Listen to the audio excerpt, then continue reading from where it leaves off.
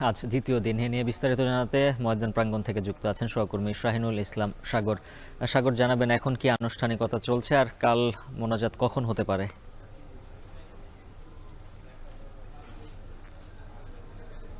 উজ্জ্বল হাফিজ, তুরাগ নদীর তীরে যে 58তম যে বিশ্ব ইজতেমার যে আসর বসেছে সেটির আজকে দ্বিতীয় ধাপে দ্বিতীয় দিন।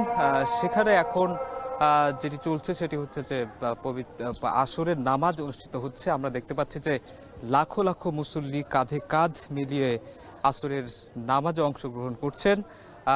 আমরা আজকের বাকি যে দিনগুলোতে যে সময়গুলো আছে সেখানে তাদের আরো কিছু আনুষ্ঠানিকতা আছে।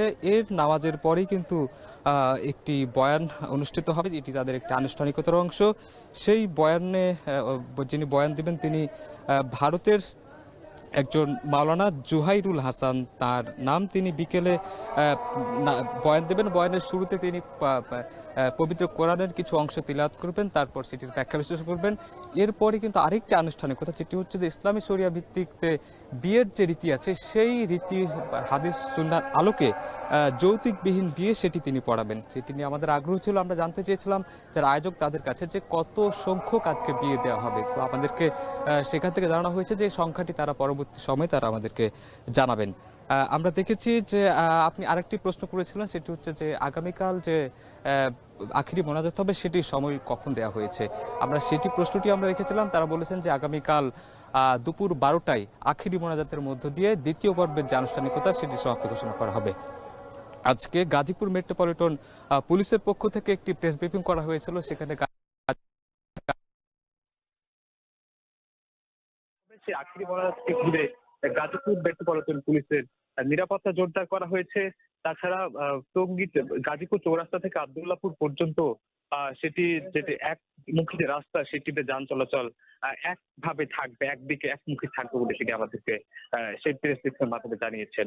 আমরা আরো দেখেছি যে আগামী কালকে যদি সেই দ্বিতীয় পর্বটি শেষ হয় সেক্ষেত্রে পরে কিন্তু আরেকটি পর্ব নিয়ে কিন্তু এইটি কথা ছিল, সেটি হচ্ছে যে 14, 15, 16 ফেব্রুয়ারি 3 দিন কিন্তু তৃতীয় যে পর্ব সেটি হওয়ার কথা রয়েছে। সে বিষয়ে কিন্তু আজকে একটি প্রজ্ঞাপন জারি হয়েছে স্বরাষ্ট্র মন্ত্রণালয় থেকে। স্বরাষ্ট্র মন্ত্রণালয়ের এক প্রজ্ঞাপনে দেওয়া হয়েছে যে আগামী বছর ইজতেমা ময়দানে, অর্থাৎ টঙ্গীতে যে ইজতেমা হয়ে থাকে সেই ইজতেমা ময়দানে তাদের অনুসারীরা আগামী বছর থেকে তারা ইজতেমায় তাবলিগি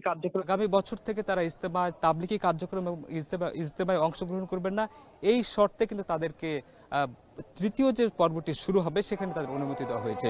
সে বিষয়ে আমরা জানতে চেয়েছিলাম তাদের মিডিয়া সেলের কাছে। তারা এখন টেলিভিশনকে তারা জানিয়েছেন যে এই প্রজ্ঞাপন নিয়ে তাদের কোনো মন্তব্য নাই, তবে তারা বলছেন যে তাদের নির্দিষ্ট যে সময়সীমা তাদেরকে দেওয়া হয়েছে, অর্থাৎ 14, 15, 16 যে ফেব্রুয়ারি রয়েছে সেই 3 দিন তারা সাদপন্থীরা ইজতেমা অংশগ্রহণ করবেন এবং পরবর্তীতে তারা 18 তারিখ বিশ্ব ইজতেমার সাদপন্থীরা জেলা প্রশাসন যারা আছে তাদেরকে তারা ময়দানের হিসাব বুঝিয়ে দিবেন। তো এই ছিল আমার এখান থেকে সবশেষ তথ্য। উজ্জ্বল।